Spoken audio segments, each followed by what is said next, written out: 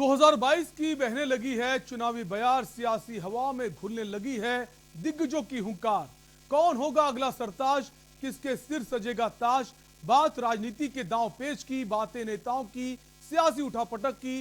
गांवों शहरों में नेताओं की दौड़, शुरू हुआ घोषणा और वायदों का दौर। बात करेंगे जनता से नेताओं के वायदों की, बात करेंगे चुनाव में जनता के इरादों की। रिटाया जा रहा है विकास का पहाड़ा, तैयार हो चुका है चुनावी अखाड़ा। नमस्कार दोस्तों, के न्यूज की खास पेशकश चुनावी अखाड़ा में आपका स्वागत है। मैं हूं शैलेंद्र चौहान और आप देख रहे हैं चुनावी अखाड़ा। और हां, बहुत जरूरी है आपके लिए कि आप सीखिए ये सियासी पहाड़ा।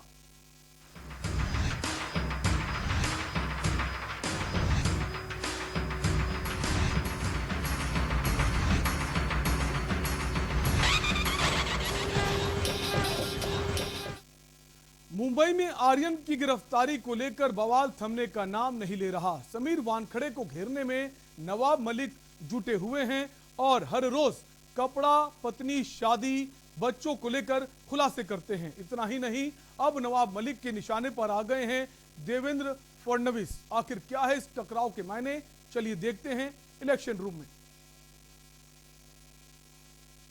जी हां, इलेक्शन रूम में आपका स्वागत है। मैं हूं आपके साथ यशी शुक्ला। शाहरुख खान के बेटे आर्यन की गिरफ्तारी से लेकर रिहाई तक कहानी किसी से छिपी नहीं है। आर्यन खान की गिरफ्तारी के बाद माया नगरी का सियासी पारा गर्म है। एनसीबी के अधिकारी समीर वानखेड़े ने शाहरुख खान के बेटे आर्यन को ड्रग्स के साथ गिरफ्तार क्या किया, मुंबई में तहलका मच गया। वानखेड़े को लेकर पहले से ताक में बैठे नवाब मलिक ने मोर्चा खोल दिया और बार बार गिरफ्तारी के पीछे बीजेपी का हाथ होने की बात कहने लगे। लेकिन अब यह मामला पूरा तूल पकड़ चुका है और आमने सामने हैं उद्धव और देवेंद्र फडणवीस। आर्यन की गिरफ्तारी के बाद महाराष्ट्र की राजनीति में मचा है बवाल। एनसीपी और बीजेपी में शुरू हुई जुबानी जंग। एनसीपी का बीजेपी पर वार, बीजेपी का एनसीपी पर पलटवार। जारी है दोनों ही दलों में पोल खोल। मन्नत में दिवाली, फूट रहा है सियासी बम। जो दलित कैंडिडेट थे आईआरएस के, उनके अधिकारों को फर्जीवाड़े के जरिए छीना गया है। पूरी इनकी जिंदगी एक फर्जी चीज़ों से शुरू हुई और सारा फर्जीवाड़ा वो कर रहे हैं। फर्जी केसेस बनाना, लोगों से बड़े पैमाने पे पैसा वसूल करना, वो पैसा बिल्डरों के पास पार्क कर देना। कुछ बिल्डर इनकी नई पत्नी के कंपनी में पैसा डालते हैं, हवाले से पैसा भेजा जाता है। एक काला अध्याय जो शुरू हुआ था, हमने पहले कहा था, इनका काला अध्याय यहीं से शुरू हुआ है। और जो व्यक्ति फर्जी सर्टिफिकेट पर नौकरी लेता है, वो अपराइट ऑफिसर का दावा करता है। ये बड़े पैमाने पे इन्होंने बोगस केसेस बनाए, लोगों को डराया, पैसे वसूल किया। और हमारी लड़ाई कोई एनसीबी से नहीं, एक व्यक्ति जो सरकारी नौकर रह के दहशत पैदा करे, वसूली करे, गलत मुकदमे दर्ज कराए, उनके खिलाफ हम लड़ाई लड़ रहे हैं। गौरतलब है कि नवाब मलिक द्वारा आरोप लगाए जाने के बाद NCB zonal director Sameer Wankhede ने राष्ट्रीय अनुसूचित जाति आयोग और दिवाली के बाद फूटेगा। और दिवाली के बाद नवाब मलिक, इनके अंडरवर्ल्ड के साथ क्या संबंध है, इसके सबूत मैं आपको भी दूंगा और राष्ट्रवादी कांग्रेस पार्टी के जो अध्यक्ष है श्री शरद पवार जी, इनको भी मैं वो सबूत दूंगा। कुल मिलाकर हम लोग जब देखते हैं तो मेरी पत्नी जो है ये हमेशा सोशल फील्ड में काम कर रही है, बेबाक बोलती है। और जब मेरे ऊपर ये हमला नहीं कर सकते तो मेरी पत्नी पर हमला करने का वो काम कर रहे हैं। लेकिन हम उसके लिए तैयार हैं और ये मर्यादाएं लांघेंगे तब भी हम मर्यादा नहीं लांघेंगे, लेकिन जवाब तो देंगे। देवेंद्र फडणवीस ने नवाब मलिक को सलाह देते हुए कहा कि मुख्यमंत्री उद्धव ठाकरे से जाकर पूछें कि नीरज गुंडे कौन है और वो कितनी बार उनके पास गए हैं। अगर नीरज गुंडे के खिलाफ कोई सबूत है। ब्रेक का है और ब्रेक के उस पार बात करेंगे 2021 की जनता का मूड क्या है, क्योंकि जो उपचुनाव हुए हैं आज उसके नतीजे आए। कई लोकसभा चुनाव के नतीजे आए हैं जो उपचुनाव हुए और विधानसभा उपचुनाव के नतीजे भी आए। वक्त ब्रेक का, ब्रेक के बाद इस पर बात करेंगे।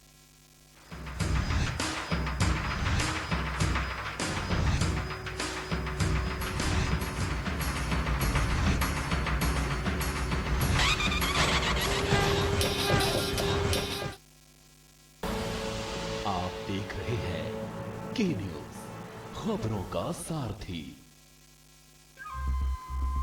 सुपुत्र मेडिटेशन गुरु बेहद नेक और पिताश्री थोड़े रंगीले, थोड़े दिल फेंक।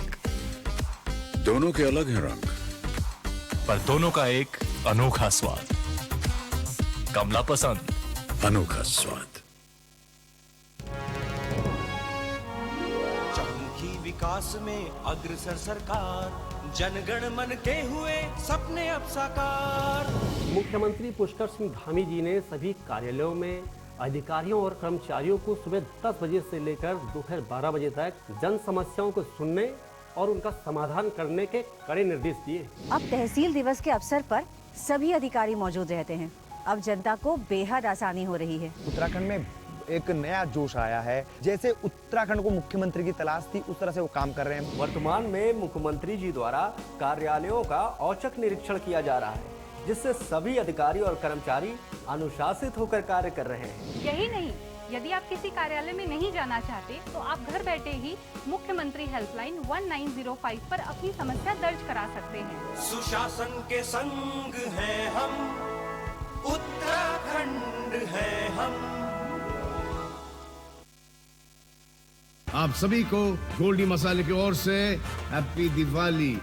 गोल्डी मसाले, जहां भी जाए रिश्ते बनाए। पर ये दिल है कि चख रहा है उन्हीं अल्फाजों का दूर कितना भी जाओ, इस जुबान से दूर ना जा पाओगे। विमल, बोलो जुबान केसरी। आप देख रहे हैं के न्यूज, खबरों का सारथी।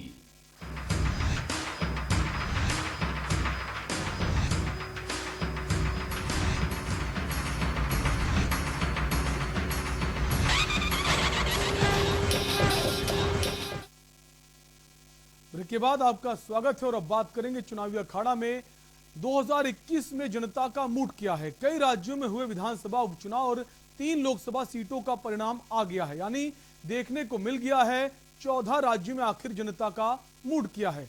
चलिए चलते हैं इलेक्शन रूम और जानते हैं कि आखिर 2021 में किसका दबदबा है। अब बात कर रहे हैं कांग्रेस को मिली संजीवनी की। 14 राज्यों में 29 विधानसभा और 3 लोकसभा चुनाव के परिणाम देखने के बाद कांग्रेस थोड़ा टेंशन फ्री है। कांग्रेस ने हिमाचल प्रदेश में बड़ा उलटफेर किया है और बीजेपी को तगड़ा झटका देते हुए 1 लोकसभा और 3 विधानसभा सीट पर कब्जा किया है। 2019 के बाद 2021 में जनता का मूड। 14 राज्य, 29 विधानसभा और 3 लोकसभा सीट का गुणा गणित। कांग्रेस को मिली संजीवनी। हिमाचल प्रदेश में उलटफेर। सभी सीटों पर कांग्रेस का कब्जा।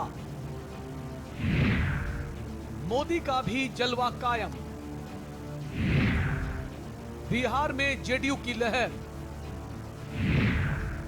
असम में मोदी का जलवा। ममता ने दिखाया दम। मध्य प्रदेश में मामा भारी। बिहार में नहीं चली यारी। कमल का मंगल मंगल। ये जीत कुछ कहती है।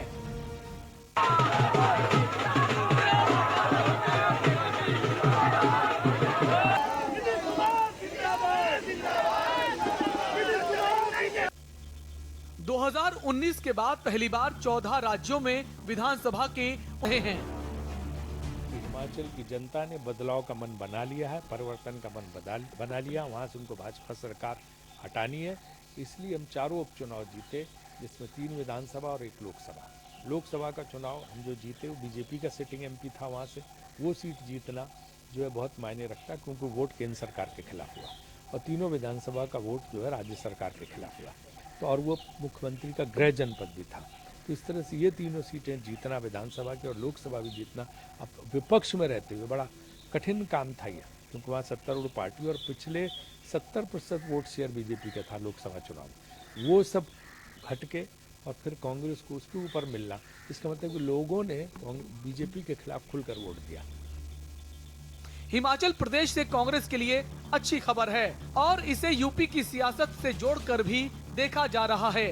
हिमाचल प्रदेश के सीएम जयराम ठाकुर ने इस बात को माना भी है कि महंगाई की वजह से उनकी हार हुई है। कांग्रेस ने महंगाई को बड़े हथियार के रूप में इस्तेमाल किया और महंगाई मुद्दा थी और ये मुद्दा उनके हाथ में लगाई और इसी मुद्दे को लेकर के उन्होंने प्रमुख रूप से ये करने की कोशिश की।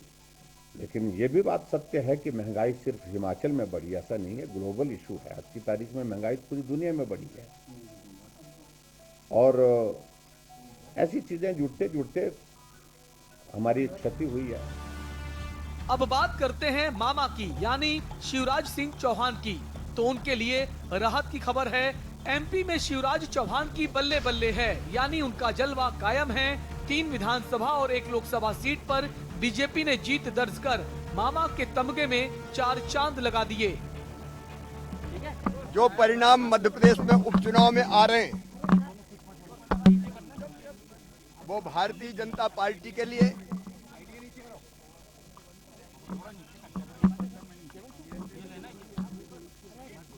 जैसा जन समर्थन जनता ने दिया है वह अद्भुत भी है और अभूतपूर्व भी है।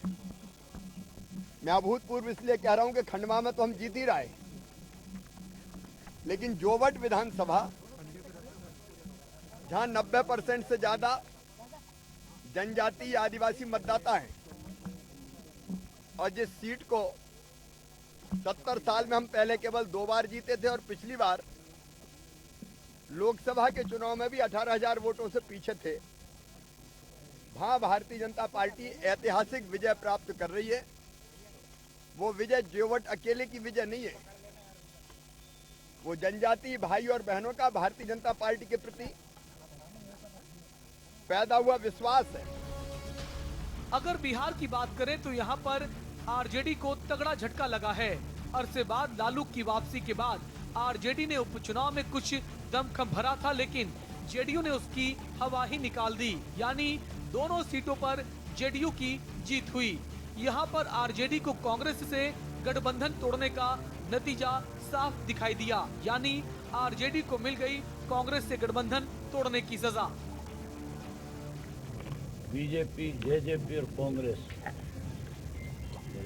तीनों जो मिलकर चुनाव लड़ रही थी और उसी का नतीजा है कि कांग्रेस की जमानत जब्त रही है, जिसके 35,000 वोट आए थे पिछली बार, इस बार उसकी जमानत जब्त है।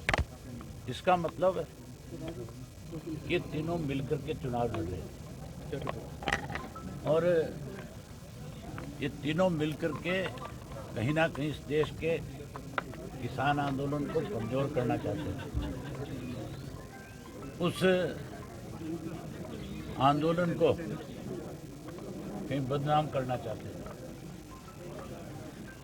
लेकिन लोगों ने इनकी मंशा पे पानी फेर दिया और तीनों के मिलने के बावजूद यहाँ सरकार को, कांग्रेस को, इसको जेजेपी को सबक सिखाया। 2021 के चुनाव में 2024 की झलक कुछ हद तक दिखाई दी। कई राज्यों में बीजेपी का जलवा कायम है तो दूसरे राज्यों में कांग्रेस को संजीवनी मिली है। हिमाचल प्रदेश की जीत से कांग्रेस काफी उत्साहित है और कांग्रेस को इस बात की उम्मीद भी थी। बीजेपी को कई जगह हार का सामना करना पड़ा। इससे साफ है कि महंगाई ने बीजेपी का खेल खराब कर दिया है, क्योंकि महंगाई की मार से हर कोई बेहाल है। अगर आने वाले समय में महंगाई पर काबू नहीं किया गया तो बीजेपी को थोड़ी दिक्कतों का सामना करना पड़ सकता है। तो बीजेपी को कई दिक्कतों का सामना करना पड़ सकता है। Bureau report, election desk. और चुनावी अखाड़ा में वक्त है एक ब्रेक का। ब्रेक के उस पार हम बात करेंगे उत्तर प्रदेश में जैसे जैसे चुनाव नजदीक आ रहे हैं दल बदलने का खेल भी शुरू हो गया है। वक्त एक ब्रेक का है, जल्द लौटेंगे। आप देख रहे हैं के न्यूज, खबरों का सारथी। सुपुत्र मेडिटेशन गुरु बेहद नेक और पिताश्री थोड़े रंगीले, थोड़े दिल फेंक। दोनों के अलग हैं रंग, पर दोनों का एक अनोखा स्वाद। कमला पसंद, अनोखा स्वाद।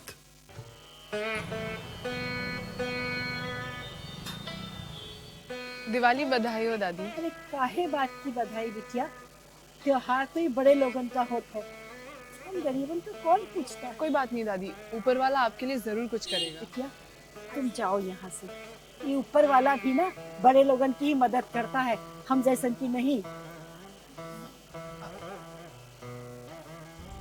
उत्तर राज्यों में भी मौसमी गतिविधियां बंद हो जाएंगी। हालांकि अगले 24 घंटों तक न्यूज़ पर शुरू हो चुकी है।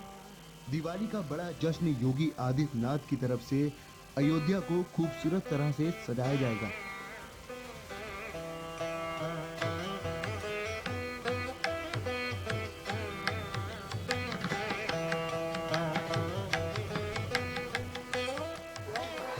दादी मैं 2 और दीने ले लूं? बेटा मैंने कहा था ना ऊपर वाला जरूर कुछ करेगा। भगवान तेरा लाख लाख शुक्र है, तूने मेरी सुन ली।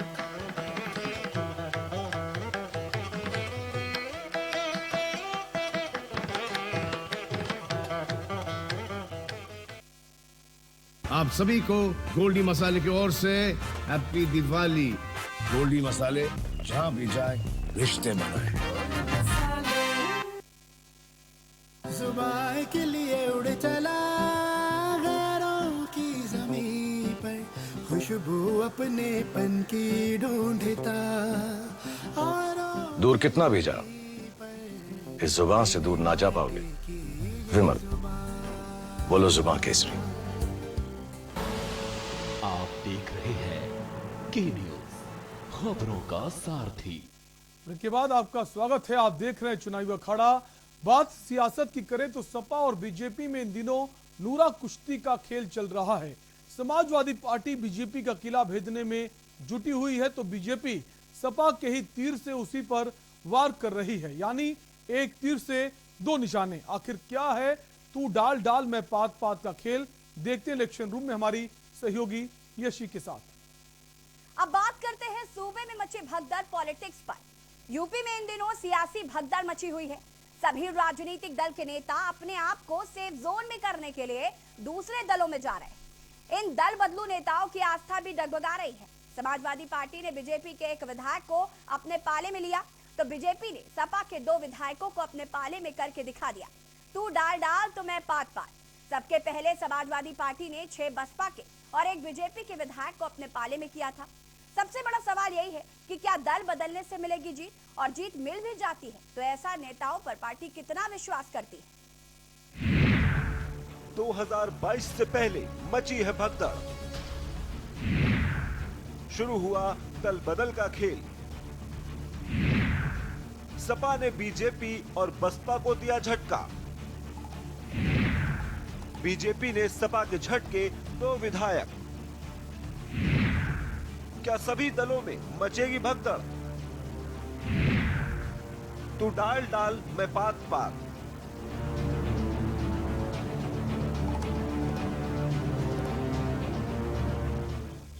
उत्तर प्रदेश की राजनीति को देखकर अगर ये कहा जाए कि उत्तर प्रदेश में आजकल तू डाल डाल मैं पात पात वाली राजनीति चल रही है तो गलत नहीं होगा।